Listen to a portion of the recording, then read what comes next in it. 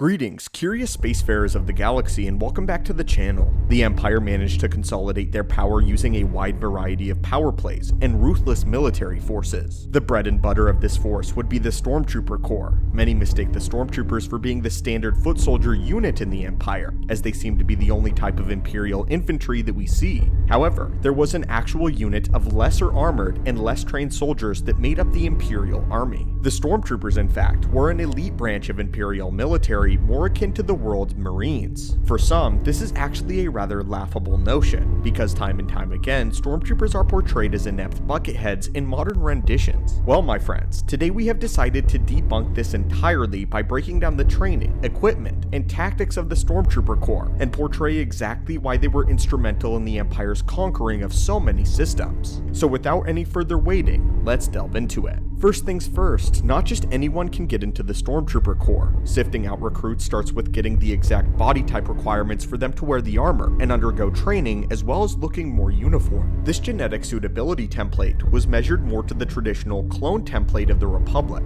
which means all recruits had to meet these requirements with no exceptions. Height of each recruit had to be somewhere between 1.79 to 1.85 meters, or in feet, that would be 5'8" to 6 feet tall. Weight of each recruit had to be between 78 to 85 kilograms, or 171 to 185 pounds. The Stormtroopers also had to meet a minimal intelligence score, muscle mass score, and a certain receptivity to indoctrination rating. That's actually real. According to the Imperial Handbook chapter about the Stormtroopers written by the Kaminoan cloner, Nala Se, they indeed needed to find the sweet spot between being intelligent enough to be an elite unit, while also being able to be brainwashed enough to be the perfect loyal soldier to the Empire. Because again, it wasn't like they were genetically engineered soldiers anymore. They were all naturally born. Loyalty, obedience, and readiness to die for Emperor Palpatine was the primary traits that were indoctrinated into all Stormtroopers. Every individual trooper was fully accepted to obey the superior officers without question or hesitation, regardless of if they were ordered to inflict harm on innocents, or even place themselves in the direct line of danger. As a result of this brainwashing, Stormtroopers were well aware of their expendable status to the Empire, and they were ready to lay down their lives for their one Emperor Palpatine. This is possibly a good explanation as to why we see so many Stormtroopers die in combat, because defensive tactics weren't really in their playbook whatsoever. Taking cover for a Stormtrooper was a last resort,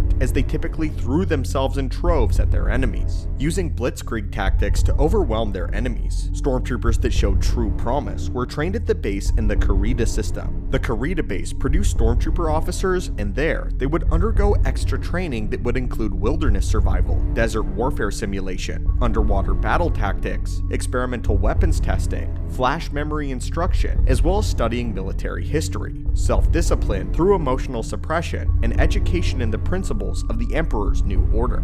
With this conditioning on hand, Stormtrooper officers were able to use their units to perfectly enforce the will of the Empire on the galaxy. Their equipment was also top of the line. Despite most budget cuts in the Empire for the sake of the Death Star, it seems that the one place the Emperor didn't cheap out was the needs of his Stormtroopers. The famous Stormtrooper armor has been tested for a long time for supposedly being useless and not protecting the troopers at all. But the problem with that is, Stormtrooper armor was never made to protect against high-powered blaster bolts in the first place. Let's break it down piece by piece. The armor itself is made from an energy diffusing and impact-resistant plastoid. What this means is that the armor can tank full body shots from most low-powered blasters. This is specific for when Stormtroopers were on a planet where the local population is starved of proper weaponry. Most military-grade blasters, like the ones we see Han, Luke, and Leia using, will of course break through the Stormtrooper armor, but a lot of the standard blaster pistols on the market aren't enough to fully down a Stormtrooper. They may need medical attention for sure, but they will be back on their feet in no time.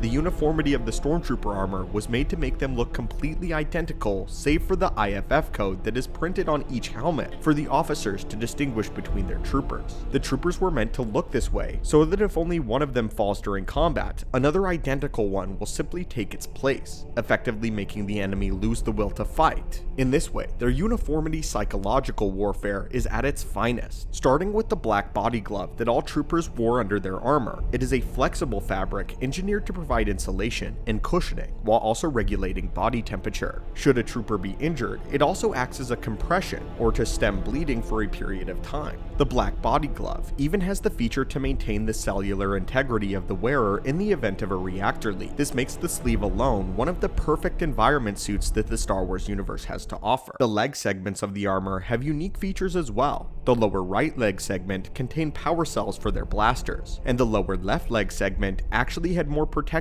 for the knee joint as to protect their specific joint whenever they were firing from a kneeling position. The chest plate was engineered to protect from shrapnel, projectiles, flames, as well as corrosive materials. This was the true purpose of Stormtrooper armor, and was made specifically for environmental warfare. Like we said earlier, handheld blasters and other small energy weapons will simply disperse on the surface, but if it's at a close range, the shot will go through the armor. There is even a section on the torso for Stormtroopers with manual controls to change the settings of the environmental regulation of the body glove. This sort of feature greatly reminds me of how Vader's suit works, and it's no wonder that Vader felt far more at home with the Stormtroopers than anyone else. The arm segments of the armor were tough enough to intercept vibroblades, and some troopers had modifications to allow for stun shocks. Much like Vader's helmet, the Stormtrooper helmet also provided a lot for the soldier in the way of combat. The Stormtrooper helmet has filters to screen out chemical and biological contaminants, while heat dispersal vents maintain a consistent temperature. The eye lenses have a HUD, aka a heads-up display. This provides non-visual data about the surroundings or their armor. The lenses of a Stormtrooper also can adjust for environmental conditions, such as automatically darkening to prevent retinal damage from explosions or flashbangs. Moving on to equipment, the belts on the Stormtrooper armor were provided with a grappling hook as well as an expendable cable, as we see Luke Skywalker use on the first Death Star, a comm leak that is hardwired against jamming, as well as blaster power packs, wrist binders, an electric lock scrambler, and a survival kit. The survival kit of a Stormtrooper has emergency rations, flares, and even a small med pack. The compartment you see on the Stormtrooper's back contains a pressurized air supply that allows a Stormtrooper to survive for around 20 minutes in the vacuum of space. It also contains with it an energy cell, which powers the armor's electronic components and can go for around 240 hours or 10 days between charges. The only part of the Stormtrooper's kit that seems to be lacking is their armament. The standard E11 blaster rifles were not exactly what you would call sparing no expense. Having said this though, the E11 had the ability to switch between single fire, automatic fire, and stun. It could be equipped with a grappling hook and had a scope that perfectly interfaces with the Stormtrooper's HUD in their helmet. However, according to Han Solo and Wedge Antilles, the E11s jam very frequently and were terribly inaccurate. This may be one of the reasons why Stormtroopers get a bad rap for not being able to hit their targets, despite Obi-Wan Kenobi complimenting their marksmanship in A New Hope. But we will get into this training in a moment. The E11 blaster rifle was not meant for long-range combat and was specifically suited for close-range firefights, particularly in narrow confines of enemy bases and starship corridors. We see this being employed perfectly when the Stormtroopers raid Tantive 4 and absolutely decimate the rebel soldiers in the hallway, because of course, this is where their weapons were suited, not in longer range engagements like we see later on in the original trilogy. Now though, it's time to mention the bantha in the room. Why can't Stormtroopers seem to shoot straight beyond what we see from A New Hope? And why does this seem so dumb? And why do the Stormtroopers seem so dumb?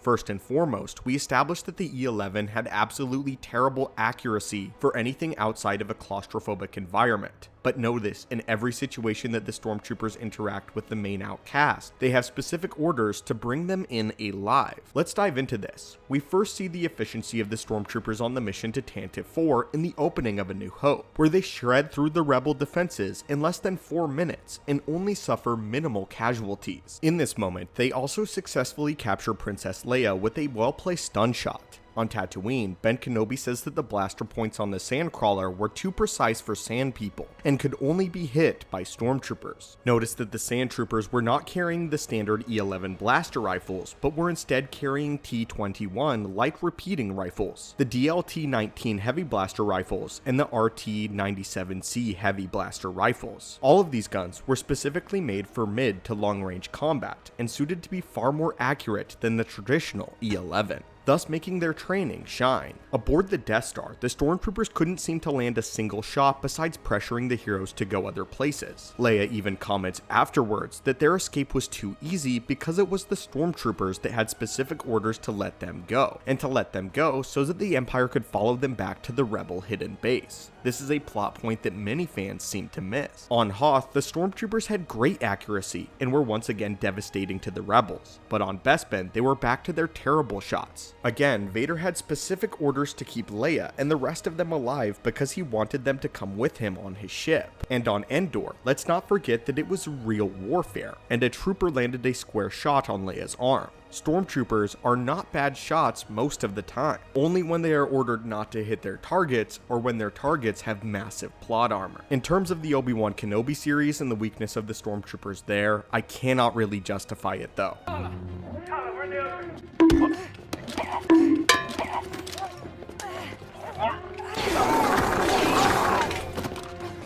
What?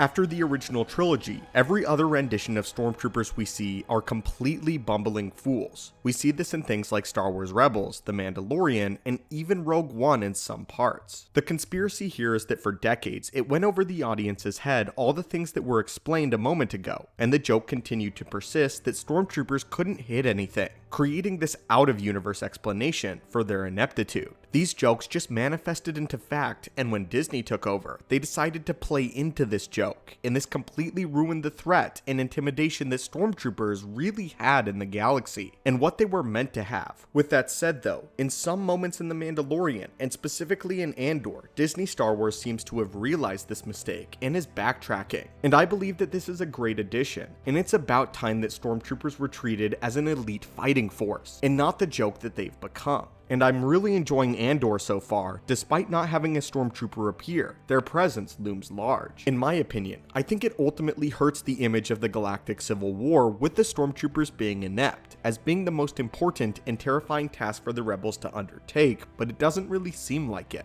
It makes the Empire look weak as a whole, and the whole war look kind of small. The Empire may have had its faults, and are outlined in its ranks, but they were a powerful force, including the Stormtroopers, and it was supposed to seem as though there were no chance for the Rebels to win under these massive odds, and these heavily trained and armored soldiers. Justice for Stormtroopers. If you agree with us, comment down below your thoughts and opinions, and thank you so much for joining us today with another lore breakdown. But now, my friends, I would love to hear your thoughts. What do you think Andor is doing to take steps in correcting this massive problem that Star Wars has had for a very long time? What do you think of Andor taking the Stormtroopers to a whole other level? And what are your thoughts on this lore that we broke down in the Imperial Handbook concerning the troopers? As always, my friends, thank you so much for watching and continuing to support the channel. May the Force be with you, and I hope that you have a great day.